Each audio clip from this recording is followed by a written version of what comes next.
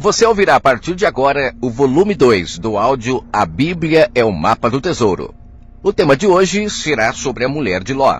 No áudio volume 1 do tema A Bíblia é o Mapa do Tesouro, eu falei sobre Sodoma e Gomorra, da retirada de Ló e sua família de lá. Você que não ouviu, eu peço para que ouça, para depois voltar aqui e continuar ouvindo o volume 2.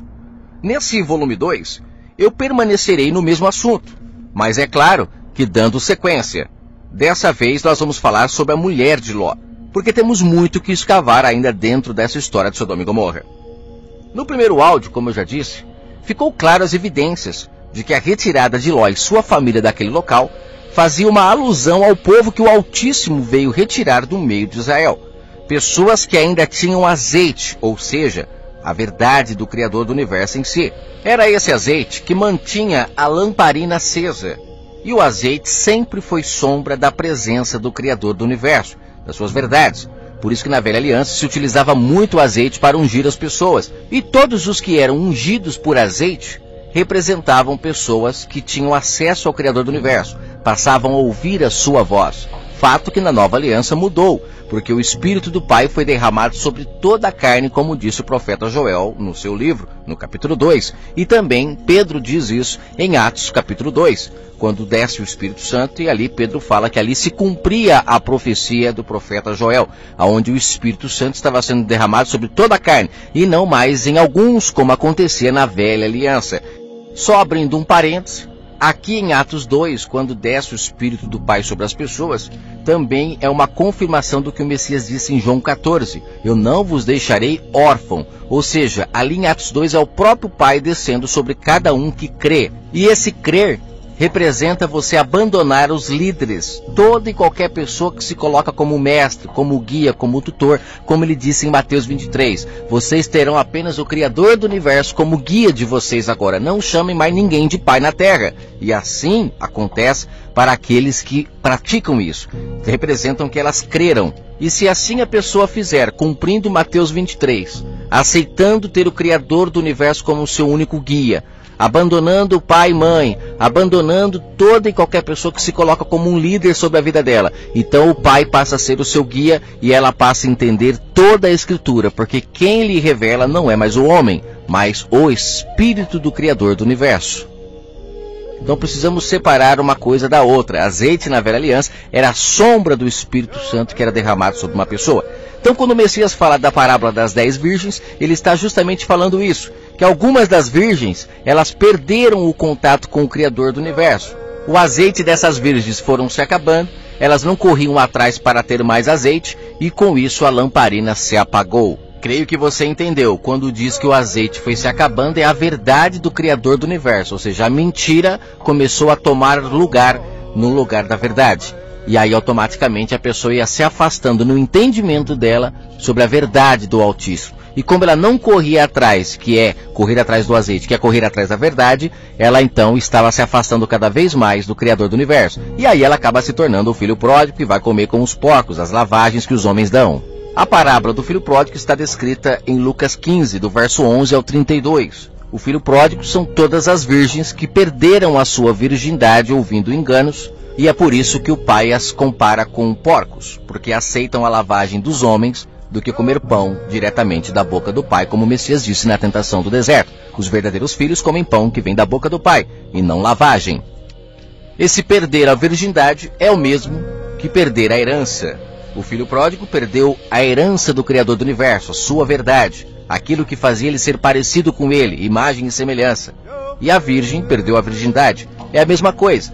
Diz na parábola do filho pródigo que a herança do filho pródigo foi gasta com as prostitutas. E na parábola das 10 virgens acontece a mesma coisa. Elas perdem a virgindade porque aceitam os enganos de homens prostitutos, homens que ensinavam mentiras, prostituíam a verdade do eterno Criador. A palavra virgem, ela faz uma alusão a pessoas que não se relacionam com homens, nunca se relacionaram. Ou seja, pessoas que se mantêm fiéis.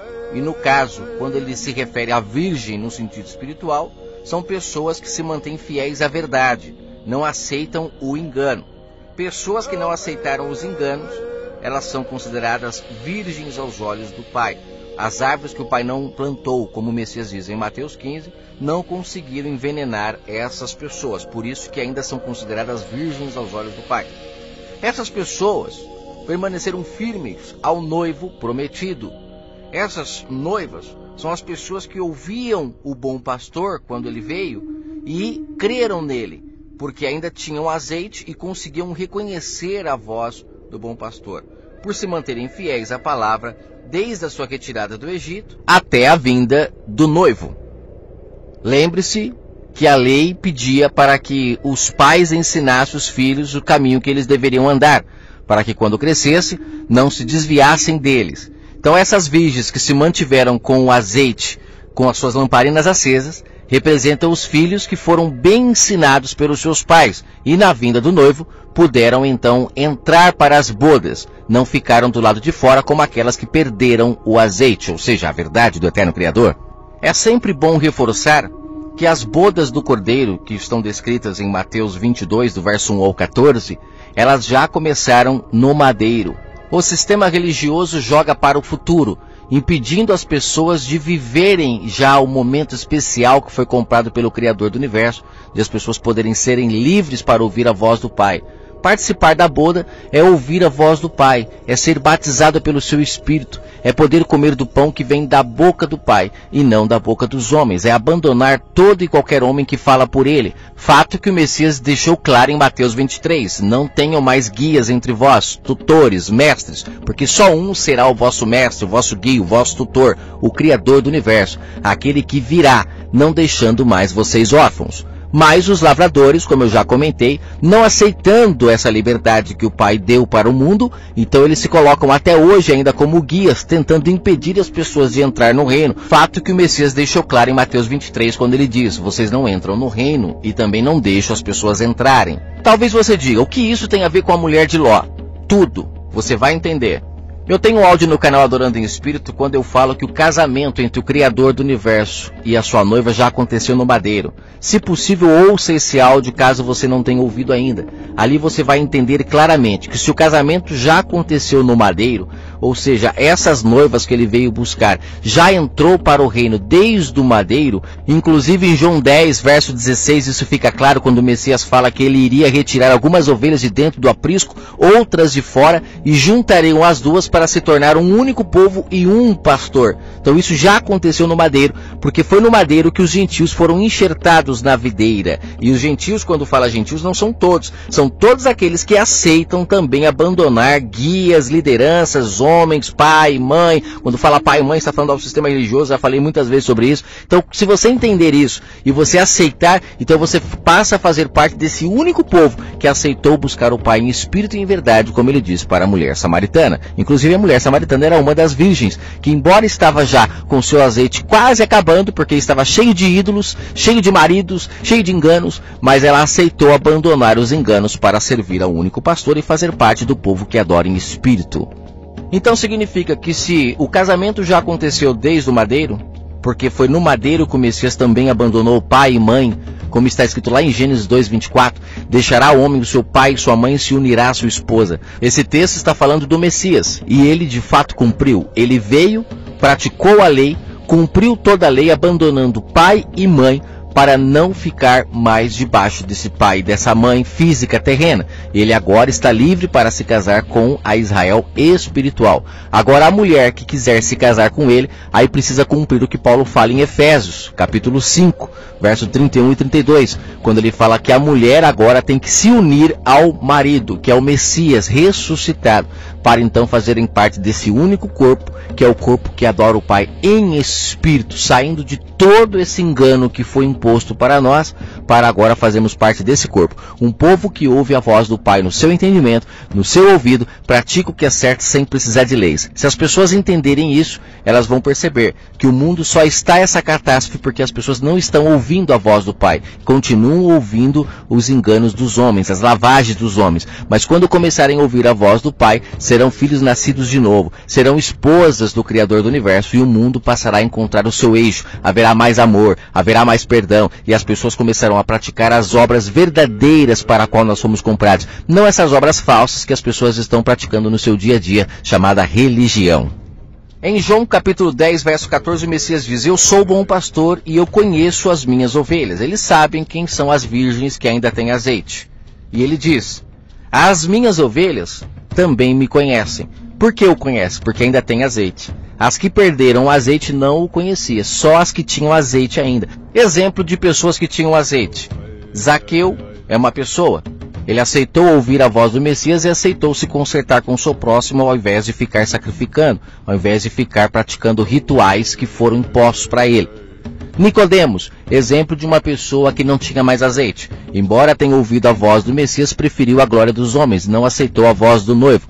Exemplo de uma pessoa que estava com o azeite quase acabando. A mulher samaritana tinha muitos maridos, muitos enganos, mas quando ouviu a voz do noivo, ainda foi capaz de ouvir a sua voz e abandonar tudo aquilo para segui-lo. Essas virgens, elas foram retiradas de Israel na vinda do Eterno à terra, através do seu filho. Mas como já falei no áudio 1, as pessoas elas foram retiradas de lá espiritualmente, no entendimento. Ou seja, aceitaram o vinho novo, a verdade espiritual que o Messias estava trazendo. Ele fala sobre isso em Mateus capítulo 9, verso 17. Passagem onde o Messias chama as pessoas para renovarem o seu odre, para poder receber o vinho novo que eram as suas verdades, entendimento espiritual. A sombra, história de Ló, nos mostra Ló sendo retirado de uma terra que estava prostituída. E assim também estava Israel na vinda do noivo.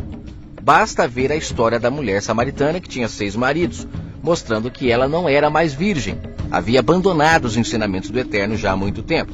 Em 2 Reis, capítulo 17, mostra o povo de Israel aceitando outros maridos no lugar do Criador, ídolos para eles adorarem.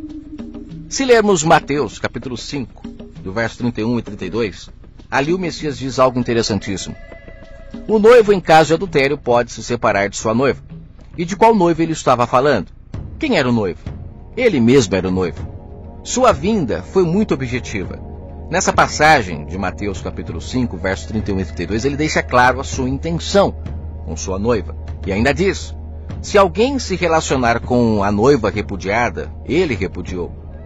Essa pessoa que se relacionar com a noiva, ela estaria em adultério. E ele de fato se casou com a Israel física? É claro que não. Ele se casou com a Israel espiritual, pois a Israel física estava toda contaminada. Então, neste caso, nessa passagem, ele estava falando dele mesmo. Ele se casou com a Israel espiritual, como ele disse à mulher samaritana em João 4, verso 23. O Pai busca os que adorem em espírito. Então, ele não se casou com a Israel física, mas aqueles que o buscam em espírito. O casamento é espiritual. Se lermos novamente Romanos 7, como já comentei no áudio 1, ali Paulo fala de um marido lei, que foi morto no corpo do Messias. Romanos 7, verso 4. Ele fala de outro marido que nasceu na ressurreição do Messias. E é este outro marido que Paulo comenta no verso 4 de Romanos 7. Olha o que ele diz. Meus irmãos, vós agora estáis mortos para a lei, através da morte de Cristo, para que sejais então de outro agora, daquele que ressuscitou dentre os mortos. Não aquele que morreu, mas o que ressuscitou, a fim de poderem dar frutos para o Criador do Universo. Romanos 7, verso 4. Eu já comentei no áudio 1 que esse dar frutos para Deus está ligado diretamente com a parábola da vinha, onde diz lá em Marcos 12 que as pessoas estavam dando frutos para os lavradores e não para o Criador. Por isso que eles estavam ricos. Fato que o Messias comenta na parábola do rico e do Lázaro. Também quando ele entra no templo, destrói tudo, porque o povo estava fazendo a casa do pai de comércio. Ou seja, as pessoas estavam dando fruto para o sistema e não para o Criador do Universo. Assim como hoje, o sistema religioso, se você for somar tudo que eles arrecadam de dinheiro das pessoas, dava para eles acabarem com a fome do planeta. Dava para eles se ajudarem uns aos outros e não haveria falta de nada. Mas eles pegam tudo para eles. Os líderes estão sempre ricos e o povo cada vez mais pobre. Sombra da parábola do rico e do Lázaro que continua até hoje. O povo sofrendo e eles, os homens que detêm a verdade do Pai, poderosos. Aqui nessa passagem de Romanos 7 fica claro que Paulo está falando de duas mulheres também, assim como ele fala de 2 maridos. Um marido lei, que morreu no corpo do Messias, e um marido liberdade, que seriam as pessoas buscando o Pai em espírito, chamado graça pelo sistema, mas essa palavra graça tira do entendimento das pessoas que essa graça representa você buscar o Pai diretamente, sem intermediários. O véu se rasgou para você adentrar diretamente, sem auxílio de sacerdotes. Mas eles colocam a palavra graça, que é para tirar do seu entendimento. Que a graça representa justamente isso. E é isso que Paulo está falando em Romanos 7, que agora as pessoas estavam livres para buscar o Pai em espírito. Não eram mais escravas, não precisavam mais de guias, não precisavam mais de líderes. Agora eles eram filhos, poderiam ir à casa do Pai diretamente, sem necessidade de um tutor. Voltando aqui ao que eu estava lendo. Fica claro na passagem de Romanos 7 que Paulo fala de duas mulheres, assim como ele falou de dois maridos, como eu já disse. Uma é a que fica com o marido lei, a outra é a que aceita o marido espiritual. Uma é a Israel terrena, que se relaciona com o marido lei. A outra é a Israel espiritual, que se relaciona com o marido espiritual. Quem se relaciona com a mulher física, a que não aceitou o marido que ressuscitou, ou seja, a que tenta agradar o marido lei de toda e qualquer forma, praticando tudo o que ele ensinou, esta está em adultério aos olhos do Altíssimo. Afinal, ele ressuscitou. E agora a adoração precisa ser em espírito, assim como ele disse para a mulher samaritana. Percebeu até aqui como tudo é perfeito? Toda sombra, ela não deixa dúvida de que a realidade não pode ser diferente da sombra. A história de Ló, ela nos dá também uma sombra incrível, que é a sua mulher olhar para trás e se tornar uma estátua de sal. Quem diria que a mulher de Ló, ao olhar para trás e se transformar em uma estátua de sal, estaria fazendo uma alusão a todos aqueles que negam o plano de salvação do Pai. Pessoas que permanecem debaixo de lideranças, de guias, de tutores, de mestres, descumprindo tudo que o Messias ensinou. Pessoas que ainda estão debaixo de pai, de mãe, sistema religioso. Ou seja, ele diz com todas as letras, através da história da mulher de Ló, ele diz para a mulher samaritana, em João 4, que o povo da velha aliança não adorava ao Pai corretamente. Porque se adorasse, ele não estaria ali mudando a forma de adorar, ele estaria mantendo o povo ainda fisicamente, mas ele disse que agora só aceitaria os espirituais.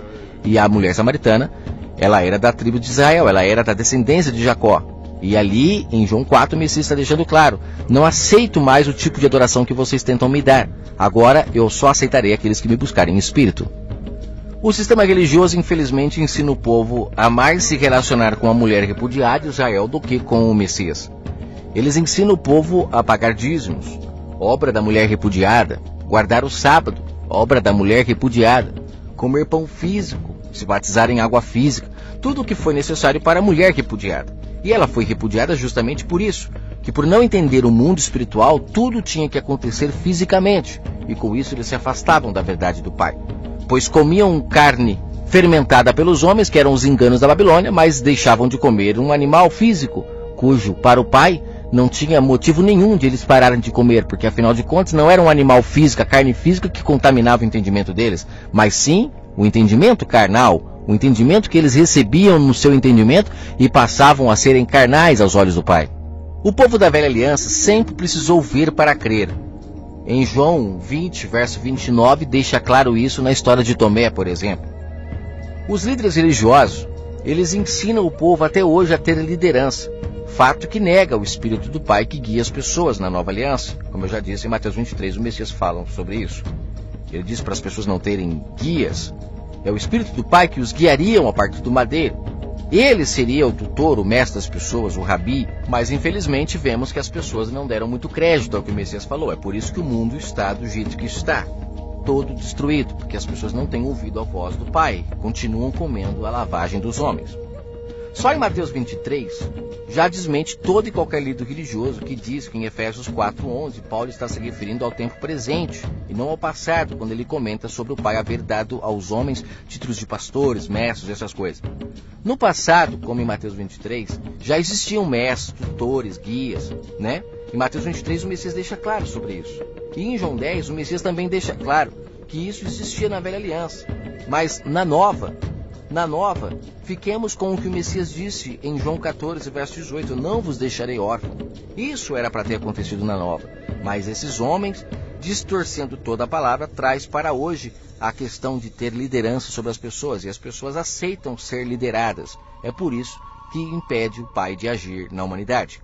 João 10:16 diz o Messias que haveria um pastor na nova aliança e apenas um povo. Este povo é aquele que não olha para trás e segue o verdadeiro pastor. Não olhar para trás já está fazendo uma alusão à mulher de Ló, que olhou para trás. Continuou ainda desobedecendo o Messias, ou seja, o Verbo. Como pode haver liderança dentro de um templo religioso se o Messias ensinou aos seus discípulos em Mateus 20, verso 25, que são os ímpios que constituem liderança entre si? Entre os nascidos do Espírito não existe liderança, porque o que reina é o amor. O que predomina é o amor. Sobre ela, a mulher de Ló, sombra da igreja, povo do Eterno, quando ela olha para trás e se torna uma estátua de sal, não é difícil de se entender. Basta entender o que o Messias falou em Mateus 5, verso 13. Vós sois o sal da terra. Se o sal for insípido, com que há de salgar? Para nada mais presta, senão para ser lançado fora e ser pisado pelos homens. Ele está dizendo isso para o povo de Israel. O povo de Israel recebeu a lei do Pai para ser exemplo para o mundo, mas estavam sendo pessoas sem sabor ao mundo, porque não estavam praticando a verdade do Pai. Estavam apenas praticando os rituais, e não praticavam o amor. Então o Messias diz: vocês receberam a palavra do Pai para ser sal, para ser a verdade. Mas, infelizmente, vocês estão presos a ensinamentos de homens, a tradições, e não praticam de verdade o verdadeiro amor. Ou seja, vocês não estão servindo para mais nada a não ser queimados e lançados fora. A estátua, ela faz uma alusão a algo que dura para sempre. E o sal faz uma alusão a algo que não tem mais sabor.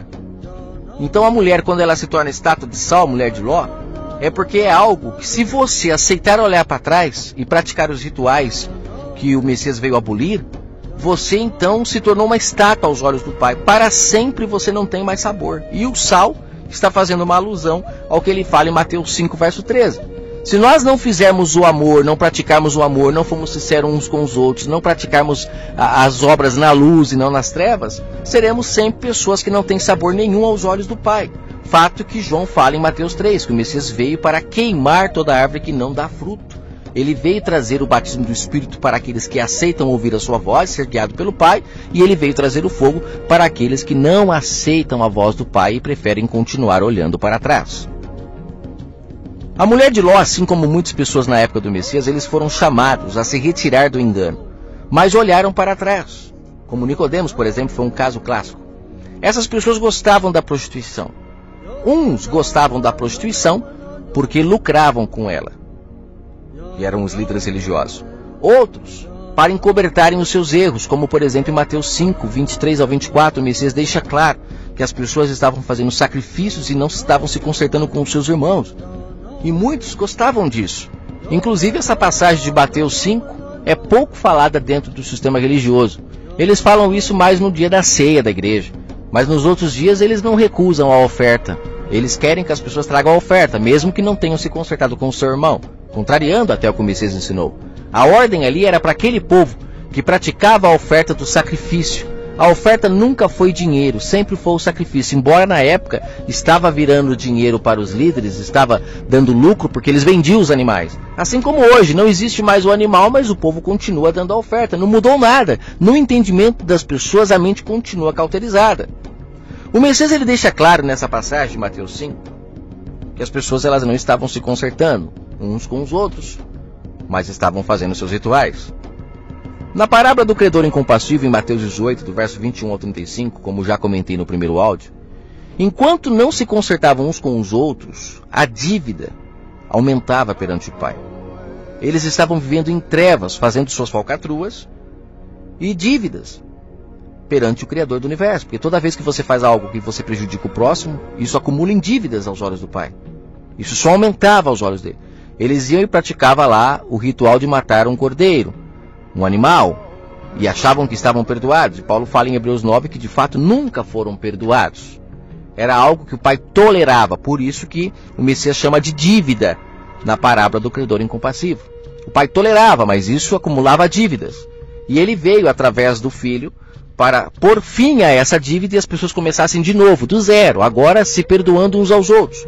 Mas na própria parábola o Messias deixa claro que as pessoas voltariam a ser presas novamente porque não aceitariam se perdoar uns com os outros, mas continuariam fazendo suas falcatruas e praticando religião ao invés de agir na verdade. Então o Pai fala, As pessoas voltarão a ser presas, ou seja, a terra continuará sofrendo, enquanto as pessoas não aceitarem ouvir a voz do Espírito e pararem de ouvir a voz dos homens, dar lucro para os homens. O Messias vindo e sendo o Verbo, ele disse: eu vim dar outra oportunidade a vocês. Na parábola do credor incompassível ele fala basicamente isso. Ele vindo como cordeiro, ele aceitou toda a consequência da lei em si mesmo, sofreu arduamente, para que o povo não precisasse mais praticar aquelas obras, ou até mesmo parecidas com ela. Porque muitos dizem hoje que não matam nenhum animal, né, para encobertar seus erros. Mas aí eu pergunto, será mesmo que não matam? Não é o sistema religioso que está aí, que está todo rico, e que ensina as pessoas a irem para a igreja e colocar as suas culpas em cima do Messias? E se fizerem assim estarão perdoados? Não é isso que eles ensinam? O que mudou da velha aliança para cá? Será que eles não utilizam o Filho de Deus como um cordeiro para lucrar até hoje? Porque o Messias ele acabou com o ritual físico, então agora eles lucram em cima do próprio Messias.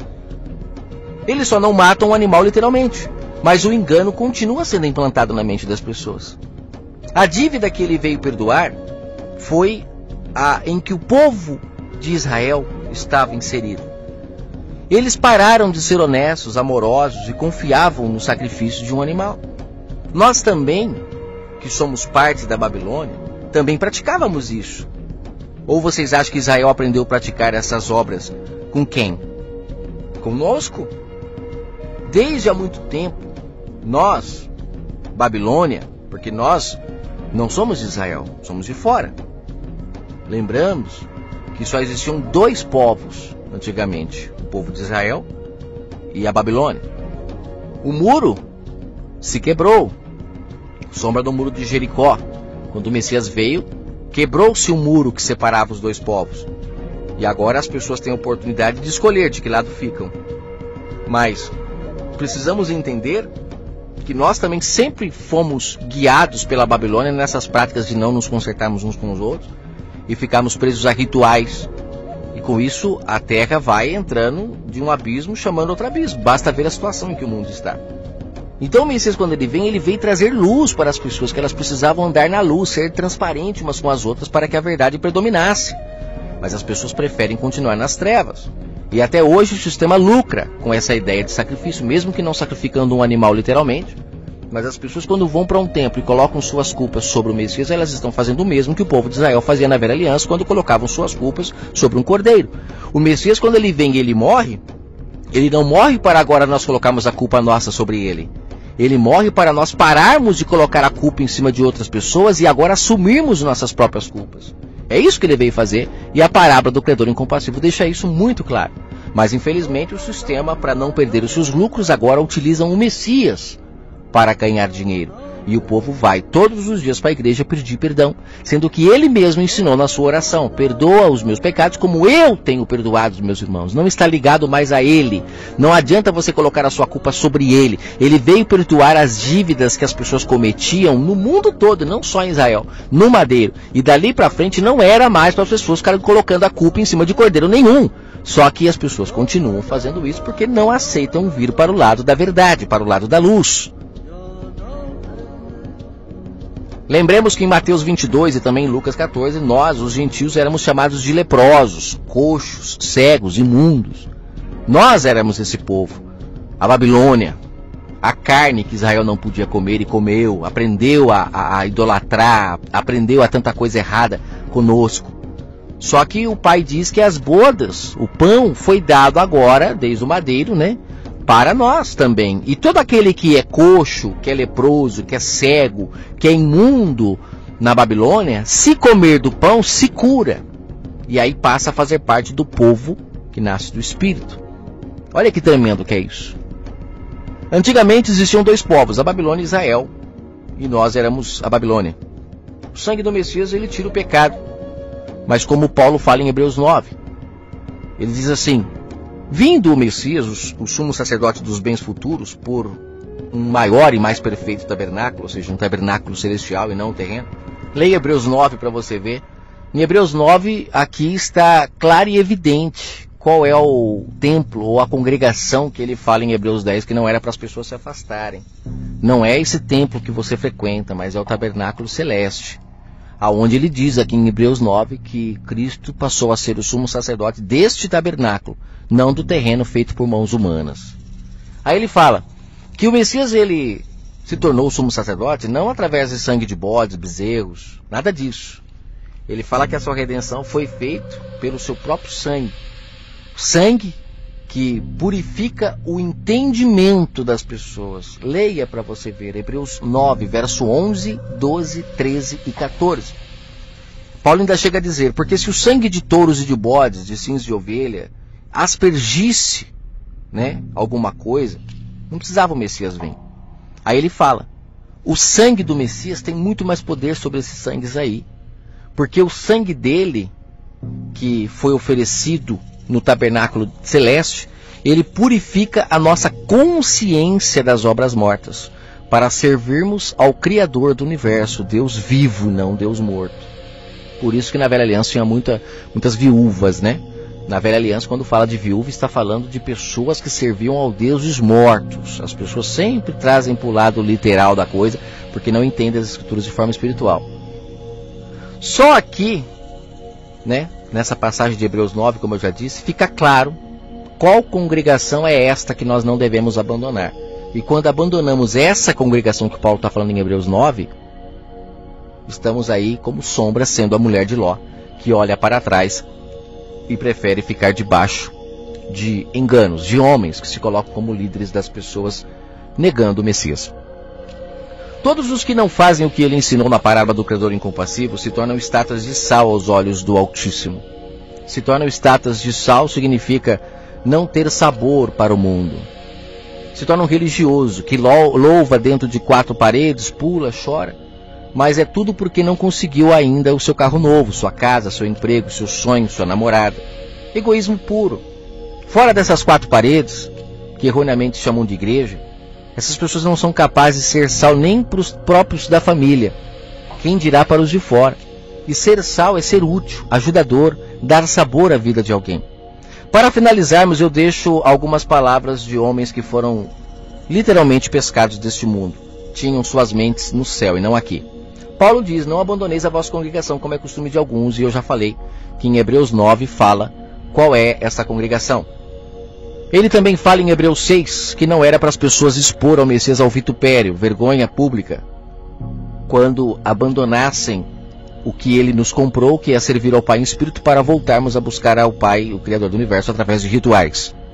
Quem recebe o batismo do Espírito, como João fala no verso 11 de Mateus 3, que significa aceitar ser guiado pelo Espírito, não por homem, é retirado dos lugares de engano para não ser queimado, pois o fogo sempre queimou toda árvore que não dava fruto, e assim o é até hoje. Por isso João diz em Apocalipse, sai dela, povo meu. Sair é ser retirado. Apocalipse 18, verso 4 diz isso, que é para sair da Babilônia. E em Jeremias, capítulo 51, verso 45, o próprio profeta, desde aquela época, já dizia para o povo não se contaminar com a Babilônia. Conclusão. A mulher de Ló, ela é sombra clara e evidente de todos os que aceitam se contaminar com a mulher repudiada, Israel terrena, praticar seus rituais, inclusive símbolos de Israel, existem em todos os templos religiosos praticamente. Todos que voltam para o vômito, eles abandonam a verdadeira congregação para viverem na falsa congregação, reunião, ajuntamento, coisas que o Pai nunca quis. Se não for para se unir, para ajudar um ao outro, ver a necessidade um do outro e poder ajudar, o Pai não aceita, porque esses rituais já alcançaram. E Amós fala sobre isso no capítulo 5, que o Pai sempre teve muito nojo desses rituais de mãos levantadas, ficam chorando, se lamentando, mas não fazem nada para ajudar um ao outro. Continuam usando balanços regulados no seu dia a dia para com o outro. E o Pai não quer isso, ele quer apenas rios de justiça correndo entre as pessoas. Amós capítulo 5. Desde lá de trás isso acontece. Inclusive Pedro, em 2 Pedro, ele diz para as pessoas não voltarem para o vômito mais. Mas infelizmente as pessoas estão voltando. E voltar para o vômito é voltar para aquilo que o Pai vomita. Lembra lá em Apocalipse que fala que ele vomitará aqueles que forem mornos? E morno é justamente isso. É o mesmo que Paulo fala em Romanos 7. Você não aceita ficar nem com o marido lei e nem com um marido espiritual. Você fica nos dois termos ali. Diz que vive a graça, mas continua praticando rituais como dízimos, sacerdotes, templos. Ou seja, você é morno, e lá diz que o pai vai vomitar. Então voltar para o vômito que Pedro fala em 2 Pedro é a mesma coisa. Você está voltando para aquilo que o pai vomita. Práticas, liturgias religiosas. E ainda ele fala aqui, para continuar aqui a conclusão, para finalizar o áudio. Essas reuniões que o povo faz, o pai não tolera, né? Essas reuniões com hora marcada, né? Lugares onde se pratica liturgias cansativas. Se você não quer ser considerado pelo Altíssimo como uma estátua de sal, assim como a mulher de Ló foi, aceite que o Messias veio retirar as pessoas desses enganos e viva em espírito buscando o Pai apenas no seu entendimento, como Paulo sempre disse, ao Deus que eu sirvo no meu entendimento. Ou seja, precisamos entender que o Criador do Universo, ele veio nos pescar desse mar morto, esse mar de gente morta, e ele veio para que o mar comece a dar os seus mortos. Só que infelizmente os líderes mantém as pessoas ainda não entrando no reino, porque eles lucram enquanto as pessoas não entram no reino. Porque se as pessoas começarem a buscar o Pai em espírito, o sistema religioso fale, né? Mas infelizmente as pessoas não acordam. Dizem que eu é que estou errado. Então assim, analise, o Pai está falando nesses últimos dias. Mas tem muita gente que não está dando crédito, está preferindo viver nesse lamaçal de pecados, nesse mundo podre, nesse engano, nesse engodo, nesse chiqueiro, onde comem lavagem das mãos dos homens e acham que estão agradando ao Criador do Universo.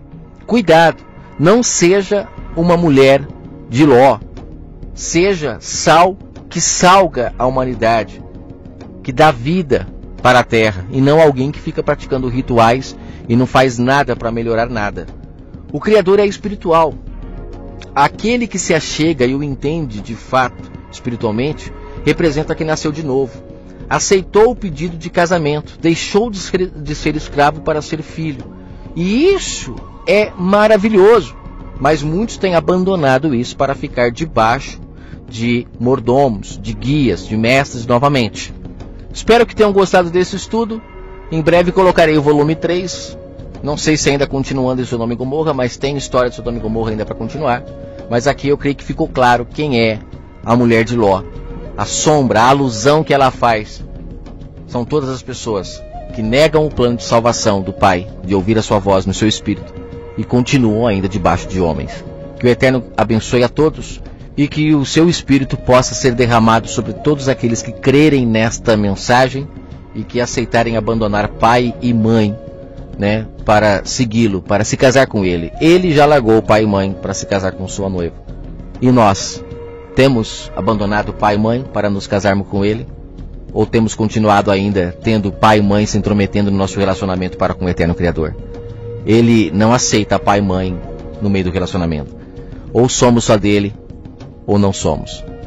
Paremos de olhar para trás, olhemos para frente, para o alvo, porque a terra ainda geme, porque infelizmente as pessoas ainda estão dentro dos seus sepulcros. Que o Pai te chame hoje para levantar do seu sepulcro. Lázaro, vem para fora. Que o Pai abençoe a todos.